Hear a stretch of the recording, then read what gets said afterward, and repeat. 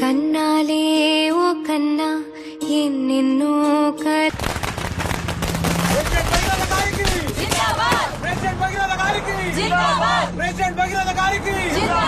భగీరథకి tiger భగీరథకి మన అన్న భగీరథకి tiger భగీరథకి Hyderabad కా షేర్ భగీరథకి జటాజూటం నుండి ప్రవహిస్తున్న గంగాజలంతో అభిషేకింపబడుతుండగా మెడలోని సర్పహారము మాలలా వేలాడుతుండగా చేతిలోని ఢమరుకం మోగుతుండగా ఆ శివుడు తాండవం ఆడుతూ మనకు సకల శుభాలు ప్రసాదించుగాక. ఓం నమః శివాయ. సబ్మిట్ చేసేద్దామా? మంచి ముహూర్తం దాటిపోయేలోపే నేను 10 చోట్లకెళ్లి నామినేషన్ వేయించాను. ఏంటి అపోజిషన్ వాళ్ళు లోపలున్నట్టున్నారు?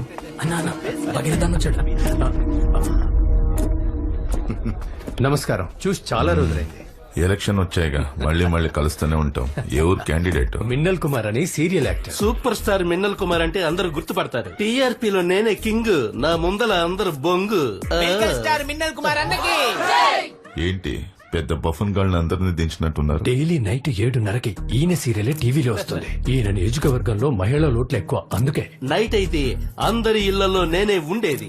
సీరియల్ నువ్వు ఇళ్లలోనే ఉంటావు, నేను జనాల గుండెల్లో ఉంటాను.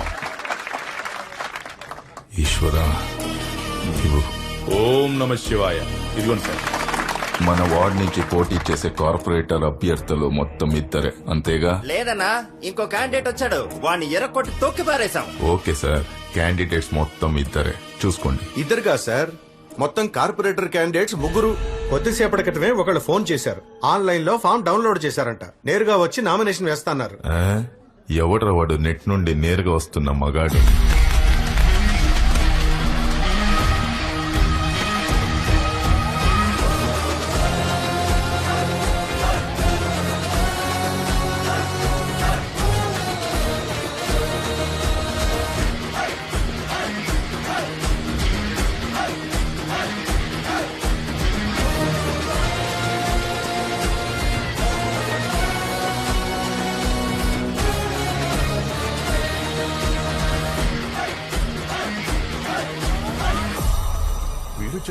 ఇవ్వండి సార్, మీరేనా ఫోన్ చేసింది? అవును సార్.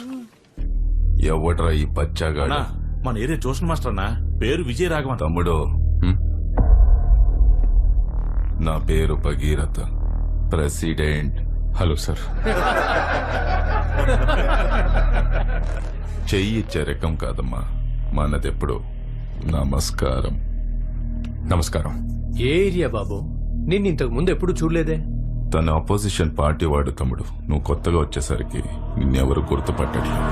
ఇప్పుడేగా బరిలో దిగుతున్నావు, అందరూ తెలుసుకుంటారులే. ఇక్కడెక్కడ ఉంటున్నావు? Government colony, B block. ఏ ఊరు? అరకు పక్కన. ఇక్కడ రూమ్ తీసుకొని ఉంటున్నా. ఓ, బయటి వాడివా? మరి ఇక్కడేంటి? సరే, ప్రజాస్వామ్య దేశం, ఎవరన్నా ఎక్కడి నుంచన్నా పోటీ చేయొచ్చు. నించో కానీ కొంచెం జాగ్రత్తగా ఉంటు. ఆల్ ద బెస్ట్ మా. మీకు కూడా ఆల్ ది బెస్ట్. త్వరలోనే కలుద్దాం తమ్ముడు. కలుద్దాం.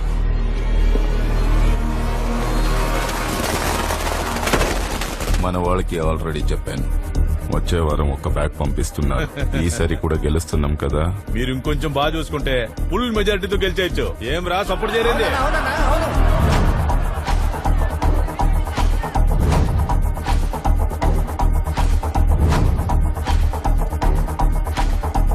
వాడు వేస్ట్, పట్టించుకోకన్నా.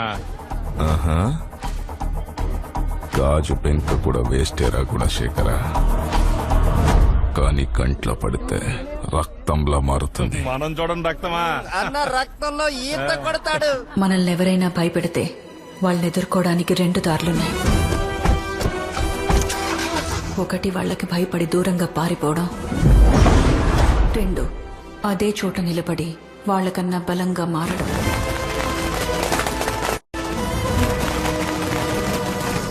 ఇప్పుడు నువ్వు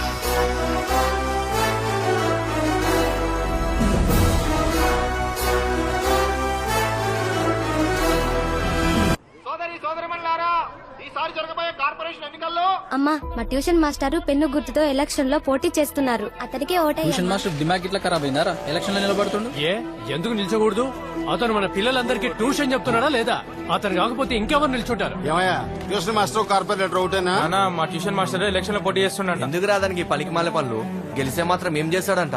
అందరూ పీకుడు గాలే. చల్, ఈ సంవత్సరంకి వెళ్ళి మా అందరికి ఓట్లు వస్తున్నాయి. మేము మా మాస్టర్ కి ఓటేస్తాం. అరే మన పిల్లల్ని చదివించి దారికి తీసుకొచ్చాడు, అట్లాంటిది మన ఏరియా డెవలప్ చేయలేడా? నేను ఆయనకే ఓటేస్తా. ట్యూషన్ మాస్టర్ ఎలక్షన్ లో నిలబడుతున్నట్టక్క. ఎవరు నిలబడితే నాకేంటి? నేను నా ఓటు గుణశేఖరన్నకే వేస్తా. ఒక్కొక్క వార్డుకి నీళ్లకి మాత్రమే సంవత్సరానికి 40 లక్షలు ఖర్చు పెట్టినారని పేపర్స్ చెప్తున్నాయి. కానీ వారానికి 3 సార్లు మనం నీళ్ల కోసం కొట్టుకుంటున్నాం.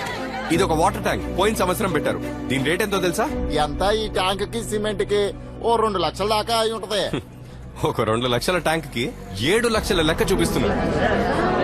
ఈ ఏరియాలో మటుకే 24 వాటర్ ట్యాంకులు ఉన్నాయి. మనకి తెలియకుండానే మన వెనక ఎంత దోచుకుంటున్నారో తెలుస్తోందా?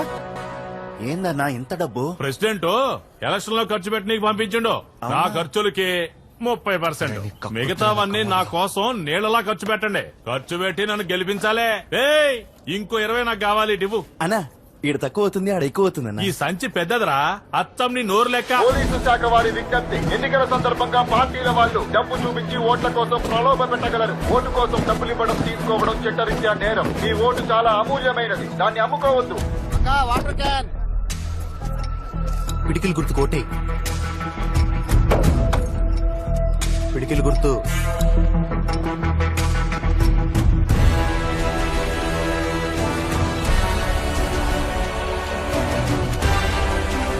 శుభ్రం లేని డ్రైనేజ్ నుంచి కంపే కాదు, మనుషుల్ని చంపే రోగాలు కూడా వస్తున్నాయి. దీనికోసం స్లంబో డ్రైనేజ్ మెయింటెనెన్స్ సంవత్సరానికి 35 కోట్లు శాంక్షన్ చేస్తోంది. కానీ ఇక్కడ ఇలా తప్పులు జరగడానికి కారణం తప్పులు చేసే వాళ్ళు మాత్రమే కాదు, అది తప్పు అని చెప్పని మనం తప్పును ఎప్పుడు ఖండిస్తామో అప్పుడే ఇది మారుతుంది. నా గుండెకి తగిలిన పెద్ద గాయం ఏంటంటే ఈ ఊరికి నేనేం చేయలేకపోయానే అని. నువ్వు నా ఆశయాన్ని నెరవేరుస్తావని నేనింకా ప్రాణాలతో ఉన్నాను. అమ్మా పాస్ అయ్యానమ్మా.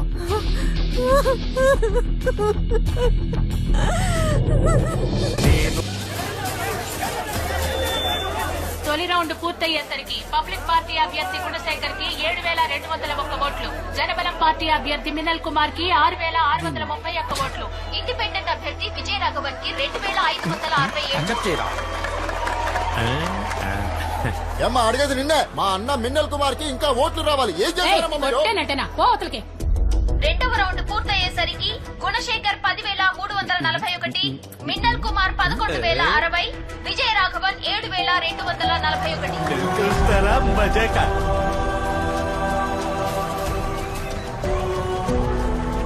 మూడవ రౌండ్ ముగిసేసరికి పబ్లిక్ పార్టీ అభ్యర్థి గుణశేఖర్ 15,501, చెప్పానా అదిరింది లెక్క. చక్రం పార్టీ అభ్యర్థి మిన్నల్ కుమార్ 11,171, ఇండిపెండెంట్ అభ్యర్థి విజయ రాఘవన్ 15,508.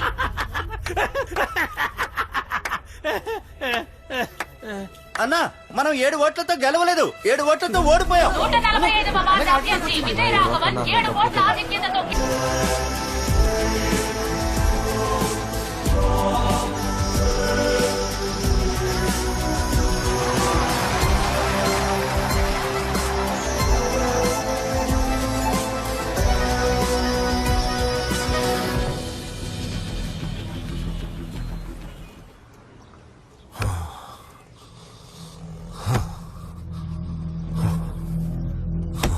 రేయ్, నీకే గట్లుంటే నేను చచ్చిపోయి ఉండాలి. చచ్చావు కదా ఇందాక.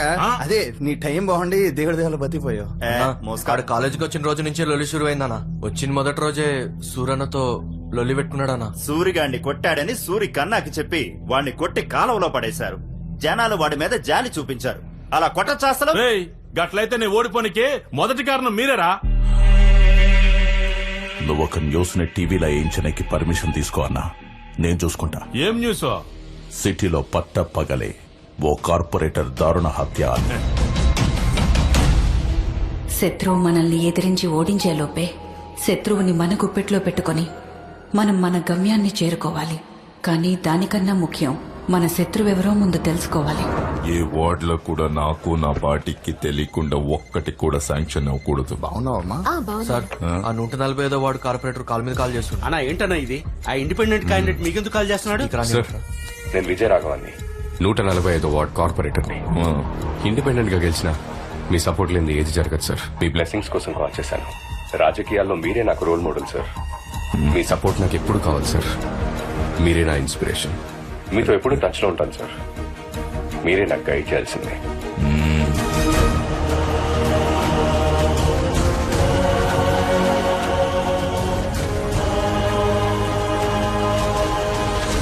నువ్వు వెళ్లే చోటు నీకు చాలా మంది చెడ్డవాళ్ళు ఎదురవ్వచ్చు. నువ్వెవ్వరికీ భయపడకు. ఎంతమంది చెడ్డవాళ్ళున్నా వాళ్ళ మధ్యలో నువ్వు మంచివాడిలా ఉండు. ఎందుకంటే చెడ్డవాడు ఈ లోకాన్ని మాత్రమే గెలుస్తాడు, కానీ మంచివాడు ఆ చెడ్డవాడిని కూడా గెలుస్తాడు.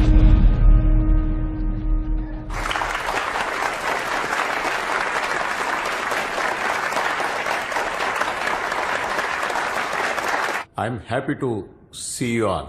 మొదటిసారి గెలిచిన కార్పొరేటర్లు ఎవరు? మీ పేరు? Vijayaraghavan, 145 ward sir. మొదటిసారి వచ్చారు కదా, ఏదైనా ఫ్రెష్ ఐడియా చెప్పండి. కార్పొరేటర్స్ కి శాంక్షన్ అయ్యే ఫండ్ నుంచి మేమందరం వాటికి ఎంత ఖర్చు పెడుతున్నామో ప్రజలందరికీ తెలియాలి సార్. అర్థం కాలేదే. ఎలాగైతే మన బ్యాంక్ పర్సనల్ అకౌంట్స్ లో డబ్బులు వేసినా లేక తీసినా డైరెక్ట్ గా మన ఫోన్ కి మెసేజ్ వస్తుందో, అలాగే ఒక్కొక్క ఏరియాలో ఒక్కో కార్పొరేటర్ కి ఒక్కో వర్క్ కి ఎంత శాంక్షన్ అవుతుందో, ఎంత ఖర్చు అవుతుందో ప్రజలకు మెసేజ్ వెళ్ళాలి సార్. బ్యాంక్ నుండి డైరెక్ట్ గా మెసేజ్ వెళ్ళట్టు నేను ప్రజలకి కనెక్ట్ చేయబోతున్నాను సార్. ఎంత వస్తోంది, ఎంత పోతుంది అన్న విషయం ప్రజలకు తెలియాలి సార్.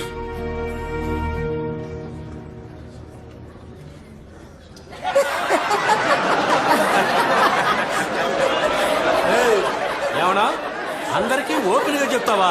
అందరం అందరి దగ్గర ఓపెన్ చేసుకుంటూ వెళ్ళామనుకో అందరం క్లోజ్ అయిపోతాం. ఏం మాట్లాడుతున్నావు నువ్వు? దిమాకుంటే మాట్లాడుతున్నావా? కూసో కూసో. కూర్చోండి కూర్చోండి, గొడవ చేయకుండా కూర్చోండి. కొత్త కదా అట్లానే ఉంటది. ఏంటి కామెడీ చేస్తున్నారా? గవర్నమెంట్ ఎంత శాంక్షన్ చేసిందో, ఎంత ఖర్చు అయిందో, ఎంత మిగిలిందో ప్రజలకు ఎలా చెప్తారు మీరు? అదంతా పెద్ద ప్రాసెస్. ఈ హెల్ప్ మీరు చేశారంటే మీరు చాలా పెద్ద విజయం సాధించినట్టే. మా ప్రజల గుండెల్లో ఎప్పటికీ అలా నిలిచిపోతారు సార్. ఇలాంటి వేస్ట్ మాటలని ఇంకెవరికైనా చెప్పండి. మీరు చెప్పినవన్నీ చేయాలంటే మేయర్ గారి approval, corporation commissioner approval, zonal chairman approval కావాలి. అయ్య బాబోయ్, చెప్పడానికే అలుపుచ్చేసింది చూసారు మీరు. సార్, ఇతని పేరు కుటుంబరావు. 144, 145, 146 ఈ 3 వార్డులకు రోడ్స్ లైట్స్ కాంట్రాక్టర్. ఇతని పేరు చలంగారు, చెత్త డ్రైనేజ్ కాంట్రాక్టర్. ఇతని పేరు పురుషోత్తం సార్, నీళ్ల కాంట్రాక్టర్. వీళ్ళ ముగ్గురు మీకు right hand, back hand, left hand అయితే కరెక్ట్ గా ఉంటుంది సార్. సార్ కి నేను చెప్పేది అర్థమైంది అనుకుంటా. కష్టపడకుండా సంపాదించుకోవచ్చు.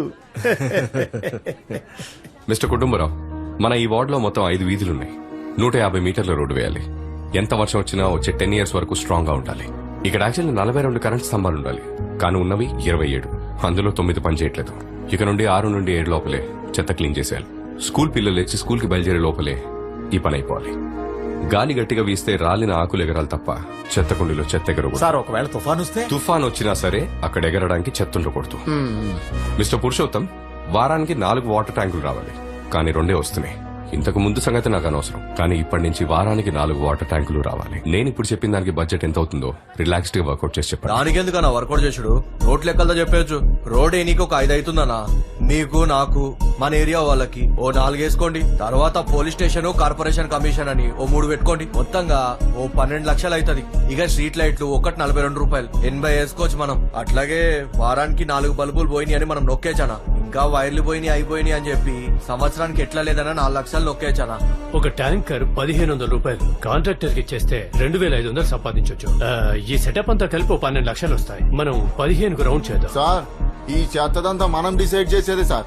ఉన్న చెత్తని లేదని చెప్పొచ్చు, లేని చెత్తని ఉన్నదని చెప్పొచ్చు. అంతా మనం చెప్పేదే సార్. వీళ్ళలా కాదు నా డిపార్ట్మెంట్.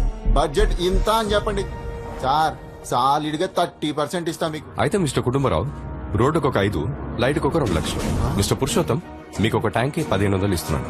దీని ప్రకారంగా వర్కౌట్ చేయండి. ఎక్స్ట్రా ఏమన్నా అయితే అఫీషియల్ గా చూస్తున్నాం. చెత్త నువ్వు డిసైడ్ చేసేది, నేను డిసైడ్ చేసేది కాదు. గవర్నమెంట్ ఎంత అమౌంట్ శాంక్షన్ చేసిందో ఆ అమౌంట్ లోనే పని అయిపోవాలి. ఇందులో కమిషన్లు కూడా కుదరదు. ఇంకా మాకేం మిగులుతుందన్నా? మీరు న్యాయంగా పనిచేస్తే మీ ముగ్గురికి న్యాయంగా లాభం వస్తుంది. సార్, ఏంటి సార్ కామెడీ చేస్తున్నారా? ఏంటిది అంత కొత్తగా మాట్లాడుతున్నాడు? ఈ ఏరియాలో 10-15 ఏళ్లుగా మేము గీ లెక్కలోనే పనిచేస్తున్నాం తెలుసా. మీకు మాకు మధ్యలో చాలా మంది ఉంటారు. వాళ్ళ గనక కోపం వస్తే ఏమైతుందో ఎరకనా? అరే మంచి ఏరియానా, బాగా సంపాదించుకో, టక్క టక్క శాంక్షన్ అయితే ఇడా నేను చెప్పిందే బడ్జెట్. మీ వల్ల అవుతుందా లేదా చెప్పండి, లేదా నేను చూసుకుంటాను. ఏమంటారు? ఇంకా ఒకే వారంలో నేను ఏ చేంజ్ అయితే కోరుకుంటున్నానో అది నా కళ్ళకు కనపడాలి. ఏంద్రా అన్న అందరి నోట్ల కేక్ పెడుతుండో, నా నోట్లో కూడా పెడతాడంటావా లేదా? ఆల్రెడీ వాడు పెట్టింది కదన్నా. మీరందరూ నా వల్లే కదా గెలిచారు, అయితే నేనే తినాలి. ఏంటి ఓడిపోయిన వాళ్ళంతా వచ్చారు? మిమ్మల్ని రా పొరంబోకు వెదవల్లారా? నేనిచ్చిన డబ్బులు కరెక్ట్ గా డిస్ట్రిబ్యూట్ చేశారా? చేసినామన్నా, నువ్వు చెప్పినట్టే అందరికి పంచినాం. రేయ్ చెప్పు రే.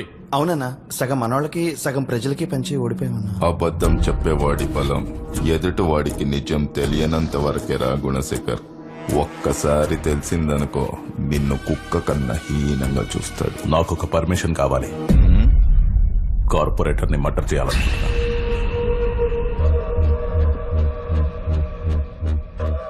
న్యూస్ క్రియేట్ చేసే లెవెల్లో నువ్వు లేవు. నేను చెప్పింది మాత్రమే చేయాలి. గుణశేఖర్, 50 సీట్లు మనం ఓడిపోయాం. అందులో 9 మంది ఇండిపెండెంట్లు. ఆ రాఘవతో మాట్లాడి మన పార్టీలో చైర్మన్